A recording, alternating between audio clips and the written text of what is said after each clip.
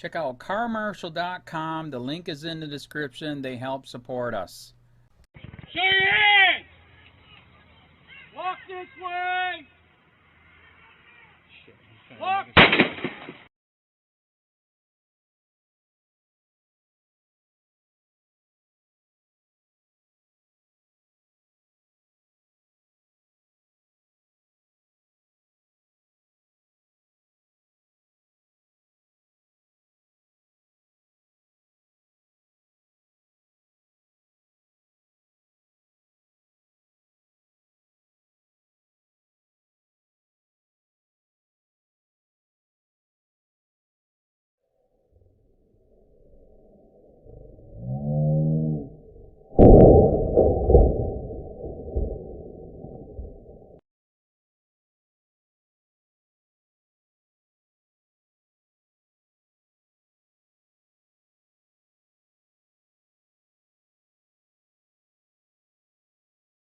Watch, SWAT team goes to innocent man's home.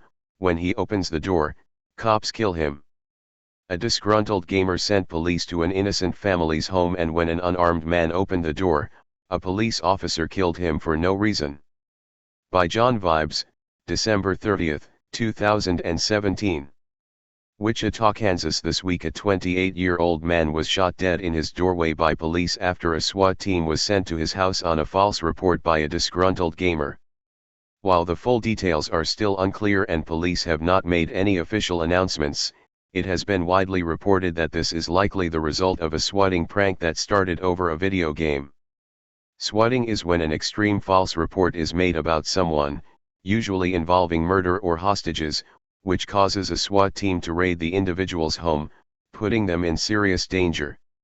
It is estimated that over 400 swatting incidences occur in the US each year, and many of them stem from online feuds and video games.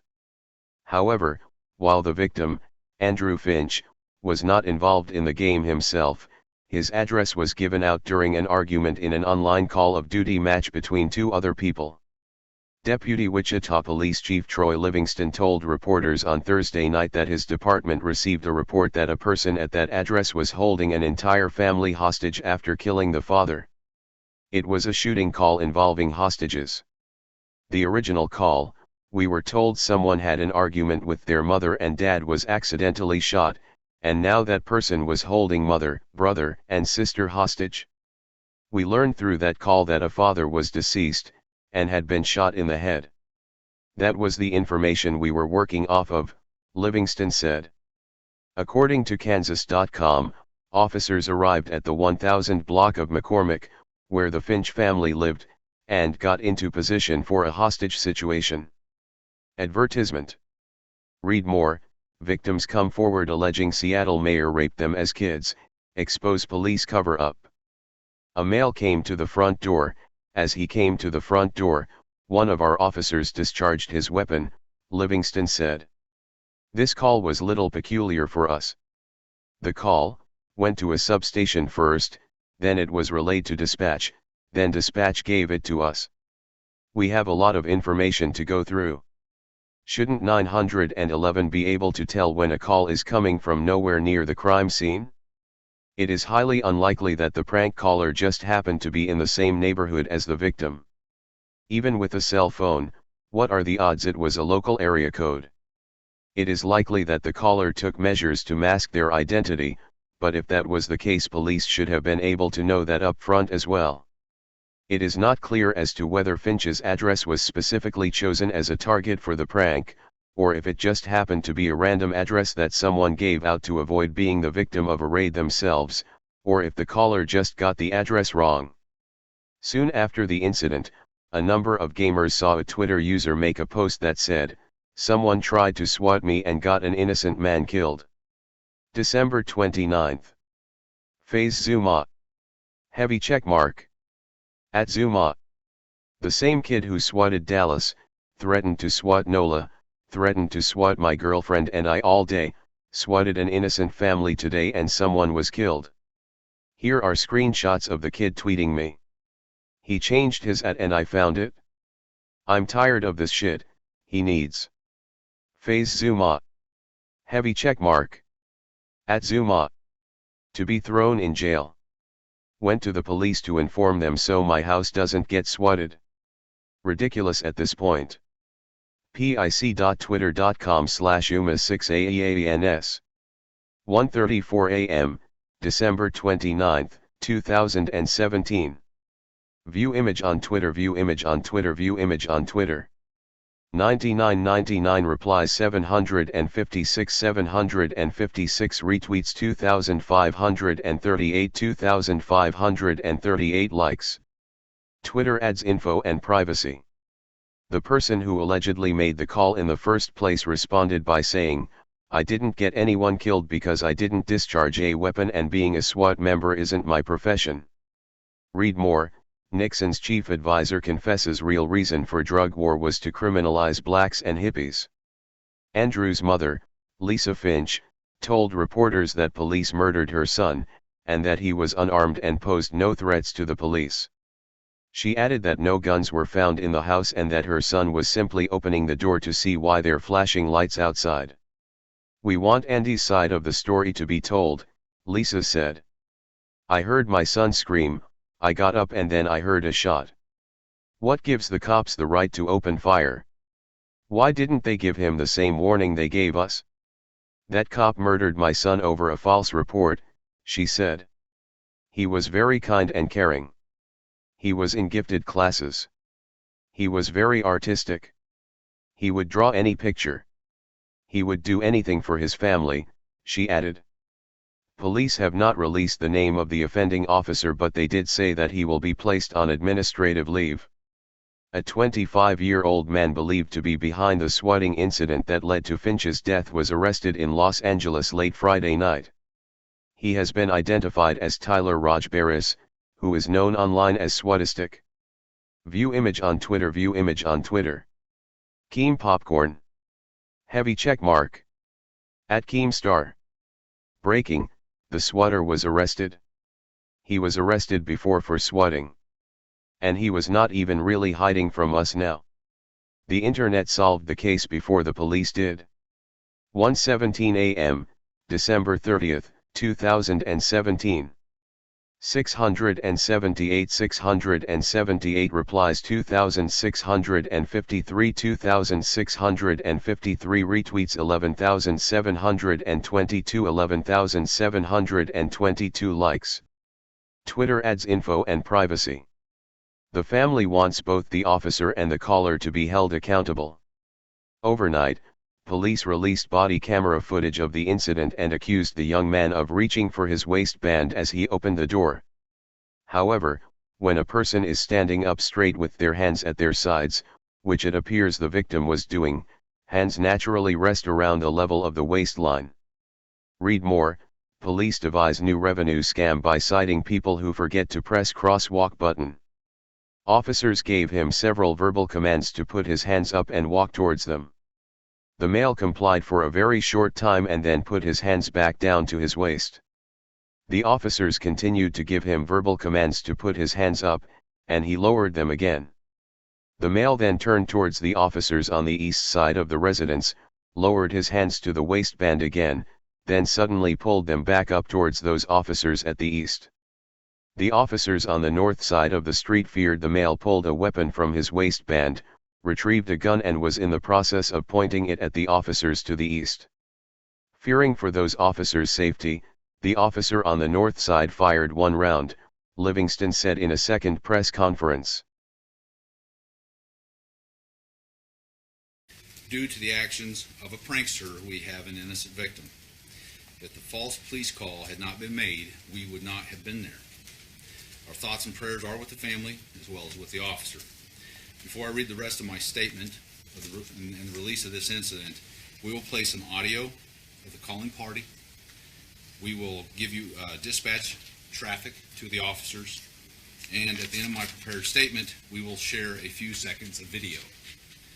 We will hand out copies of this information. I want to point out that we believe there's a compelling reason to release some of this video and some of the audio because it's in the public's best interest. The Wichita Police Department wants to maintain and continue to build trust with our community. However, we cannot release all the information simply because we have an ongoing criminal investigation into the person or persons responsible for making this false police call. If you'd like to turn your cameras that way, we will have some audio. It's put into a video format. When we get to the video later, I do want to warn you that some people might find it disturbing. Real quick, is this audio disturbing at all for No. live stream purposes? No. Okay.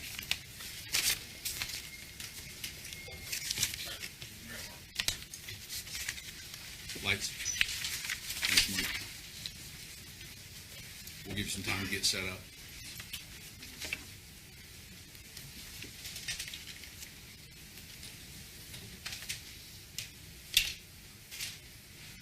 Everybody ready?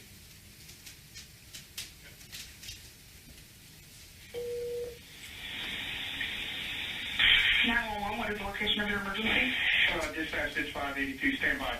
Are you still on the line? Are you still on the line? Okay, I just had a person call down to the security desk at City Hall, and he said his mother had just, hit his dad over the head with a handgun, okay? I have his phone number, but for some reason, either he is hanging up or I can't transfer it, so I'm going to give you the phone number. Okay, go ahead. Okay, I'll go ahead. Okay. Call him back. All right, bye. Bye. Hello?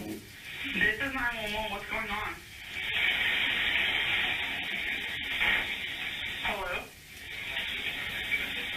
Yeah. This is 911, what's going on?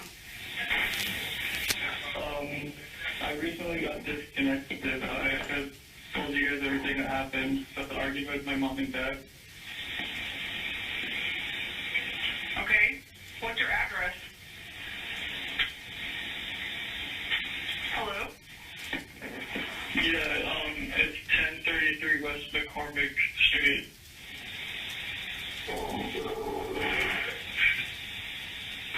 Okay, tell me exactly what happened. They were arguing and I shot him in the head and he's not breathing anymore. Okay, so what's going on right now? Are you there? Yeah. Okay, do you have any weapons on you? Yeah, I do. What kind of weapons do you have? Handgun. What kind of handgun is it? I don't know, it's my dad. What color is it?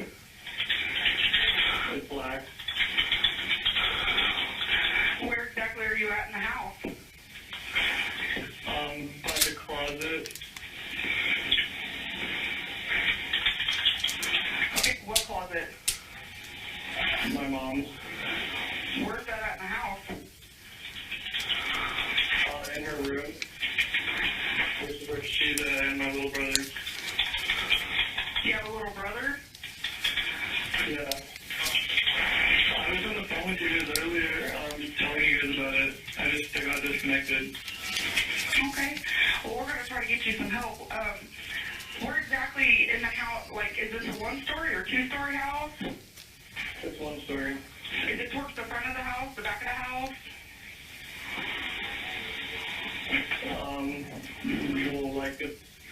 It's towards the back, I guess. I'm just pointing the gun at them, making sure they stay in the closet. My mom and my little brother. Okay, is there any way you can put the gun up? No. Are you guys sending someone over here? Because I'm definitely not going to put it away. Okay, I'm just going to go ahead and stay on the phone with you, okay? That's fine. Until I get here, or? As long as you need me to, okay? Yeah, I'm thinking about, because I already poured gasoline all over the house. I might just set it on fire. Okay, well, we don't need to do that, okay? In a little bit, I might. Why would you do that? Do you have my address correct? Can you verify it for me again? It's 1033 West McCormick Street. My zip code is 67213. Okay. So, which way does your house face? Does your front door face north, south?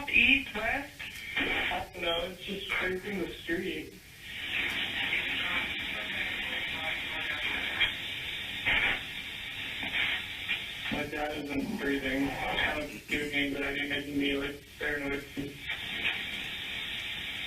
Hello? I'm still here.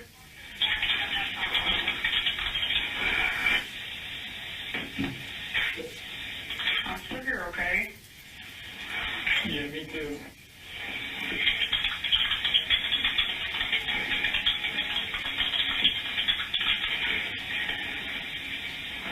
Okay, are you white, black, Asian, Hispanic?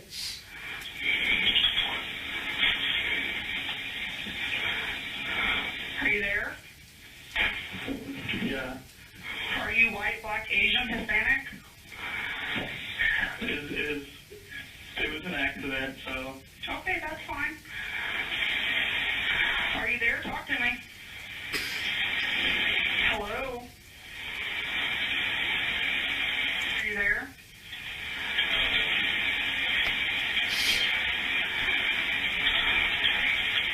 Hello?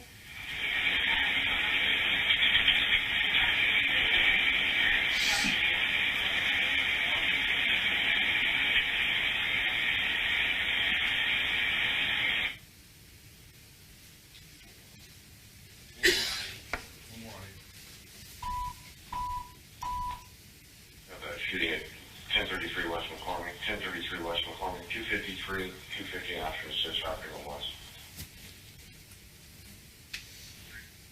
64 10 North 5 Minute. 250. Okay, complaints indicating, I'm sorry, I read the call, it's not correct. The complaints about he did shoot his dad in the head and he's not breathing. He's also indicating that his mom was burned her in the house and he has some at gunpoint. Did you have any call history with that phone number? I'm looking now, the only thing I've got in there previously was back in August on a stroke. 72 1023 on there, shooting. Officer 1033. You were 10-4 that the suspect has got the gun and holding his mom and dad, or his mom and brother at gunpoint, is that correct?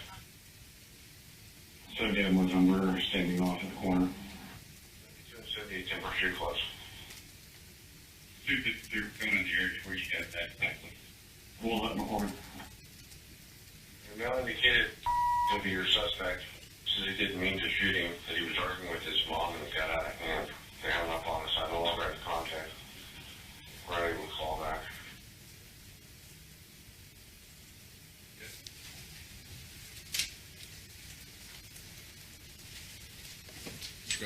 Thank you.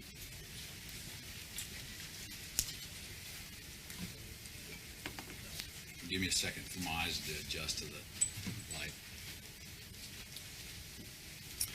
Okay, I'm going to kind of read a brief statement of how that unfolded last night once the officers arrived. Please keep in mind as I read through this, the dispatch traffic that you just heard. This is what the officers are confronted with and have to deal with, and this is the information in which they are operating. On Thursday, December 28th at approximately 6:18 p.m., officers responded to 1033 West McCormick regarding a shooting call with hostages. The officers arrived at approximately 6:20 and cordoned off the residence. Officers positioned themselves on the east and west side and across the street to the north. The officers were preparing to make contact with a suspect or suspects inside, and they are also preparing for a potential barricaded suspect with hostages. As the incident unfolded, a 28-year-old male opened the front screen door and stood in the doorway or just outside that doorway. Officers gave him several verbal commands to that male to put his hands up and walk towards them. The male complied for a very short time, but then moved his hands back down to his waist area. The officers continued to give him verbal commands to put his hands up, but he lowered his hands again. The male then turned towards the officers on the east side of the residence, lowered his hands to the waistband again, and then suddenly pulled them back up towards those officers to the east. The officer on the north side of the street, he feared the male just pulled a weapon from his waistband, retrieved a gun, and was in the process of pointing it at the officers.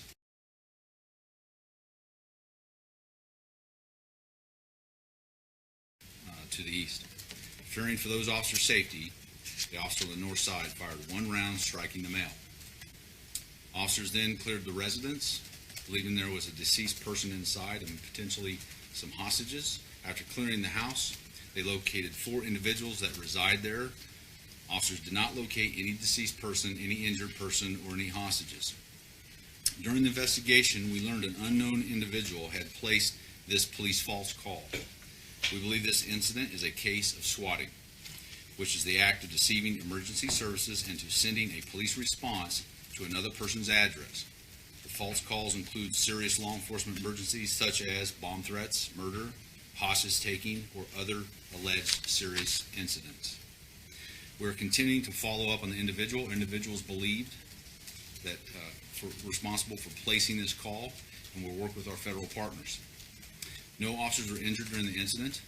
The male was taken to a local hospital and pronounced dead at 7:03 p.m. The Kansas Bureau of Investigation has assisted with this case. Per departmental policy, one officer has been placed on administrative leave, which is normal protocol for an officer who has been involved in a deadly shooting incident. The officer is a 7.5-year veteran of the police department. I have a brief timeline to provide to you. Some of you heard of that. Some of you heard that information in the audio tape, but I'm going to provide a bit of a timeline for you. After that, I will show you the video. So at 6:18 p.m., the officer working at the city building, last night we believed it was a substation, but it did come into the city building, got a call from an unknown individual that stated that he had had a disturbance, that his father had been hit over the head with a loaded gun, and then that officer, security officer, called 911 to report that information. They got cut off somehow. At 6:18, the calling party stated that he shot his dad in the head and that he was not breathing. At 6:19, the calling party stated he's holding his mom and his brother at gunpoint in the closet. At 6:22, the calling party stated he didn't mean to kill his dad. He was arguing with his mom and things got out of hand. At 6:23, the calling party stated he wants to kill himself and light the house on fire. At 6:41, the calling party stated that he had a black handgun on him.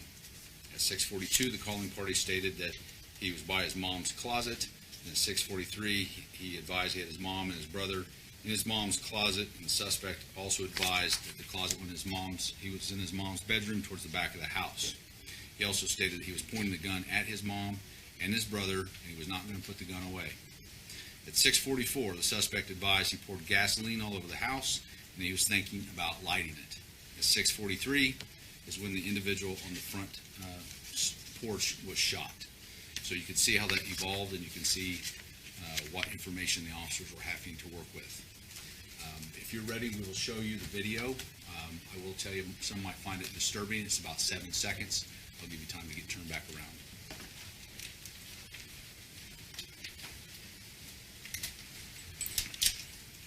Well, maybe we can pause just a second to let live streams kick out. Okay. So we don't run that on live TV. Yep, just let me know when you're ready. I'm going to turn the lights off.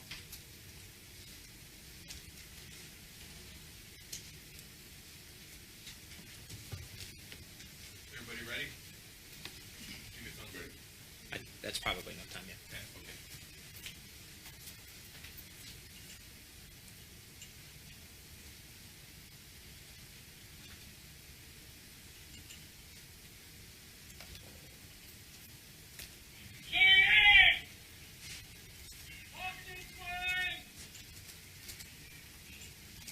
Okay.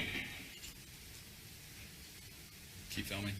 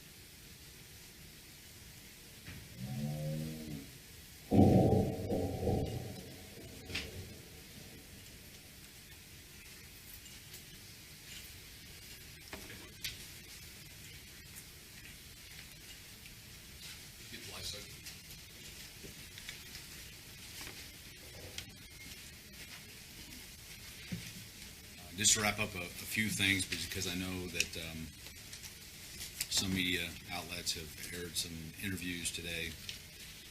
I will tell you that EMS was standing by. That's kind of a typical protocol of a hostage situation, so they were there on scene. But let's be pragmatic about it. They can't go in and treat somebody until the house is cleared and made safe.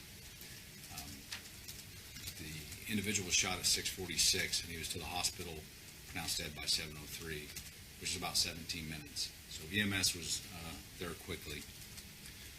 I will tell you that this prank phone call, we don't see it as a joke. It's not a prank.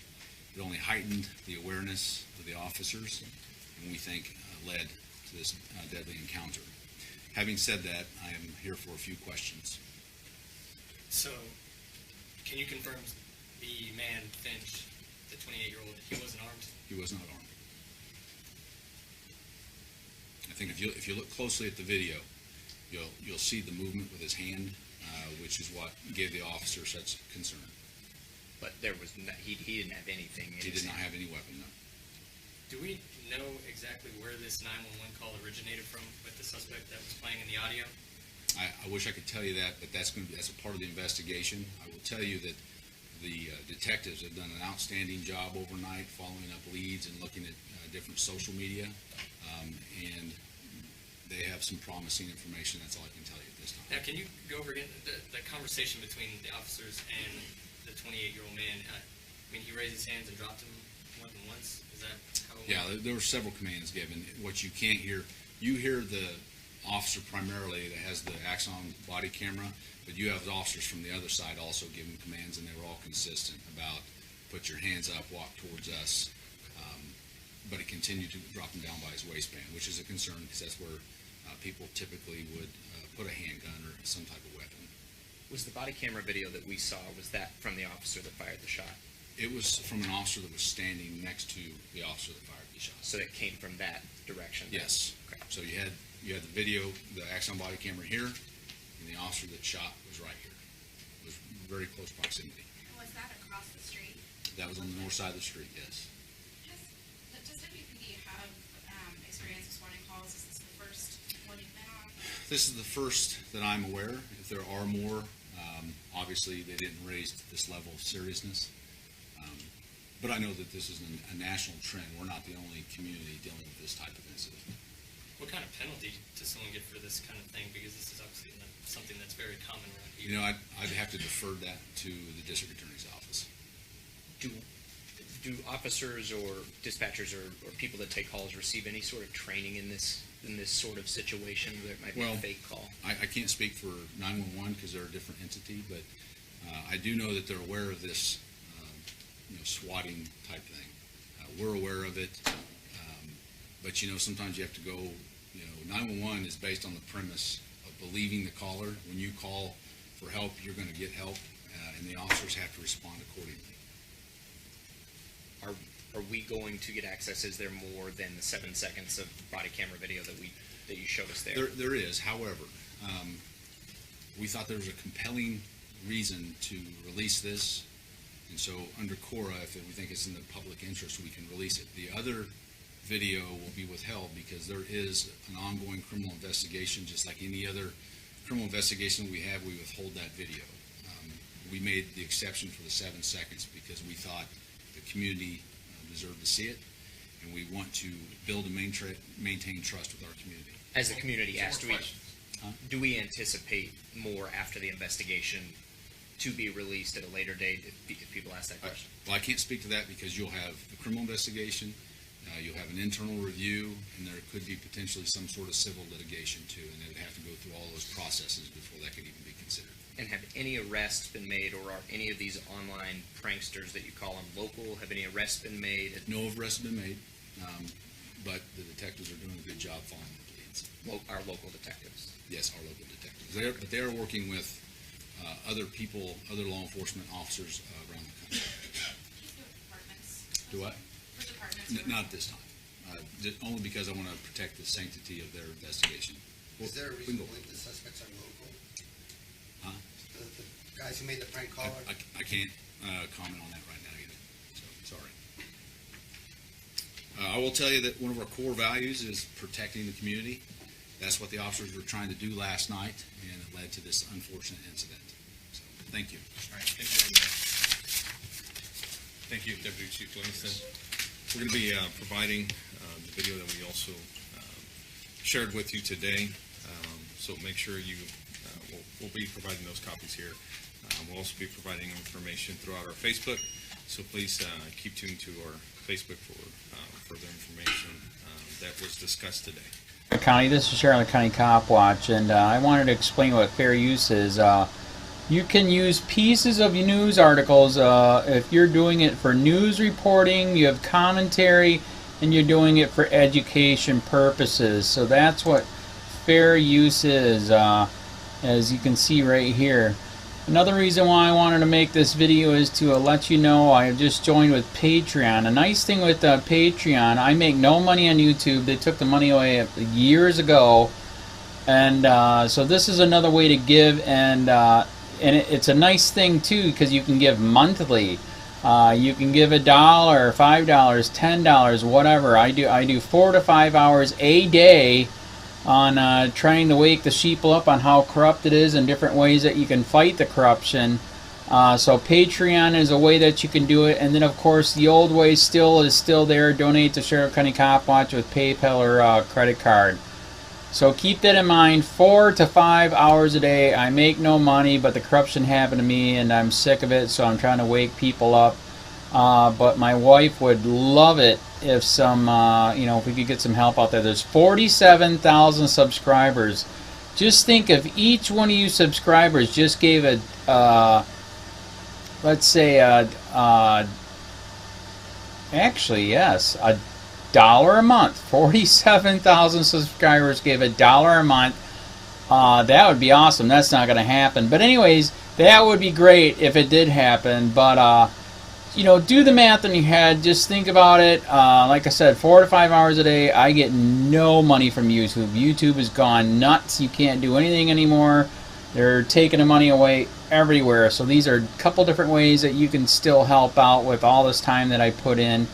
And as you know, I'm in a special situation where, at least I can do it. 4 to 5 hours a day. We have a cleaning company during the day. That's what allows me to do this, and we're debt free. So this is my hobby. I don't go fishing and all that other crap. I try to save the world. So help me out to make the wife happy, man. In fact, if you guys did give $1 a day, and there was 47,000 of you, and you did it, and each of you gave $1, and that was every month, oh my God, yes, I could quit. I could start suing them. Another idea too that we have is, if I got, some funds, we could actually contact everyone that has been ticketed and or arrested and put in jail and start sending them postcards to let them know we're here, and to see if everything went all right, and if it didn't, find out their story. So we could even do more investigations and more lawsuits. Lawsuits take money. So just think about that. 47,000 of you so far right now. $1 a day. $1 a month on Patreon, or $5 a month Patreon, 10, 20, whatever.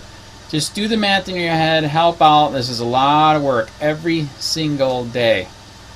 Thanks.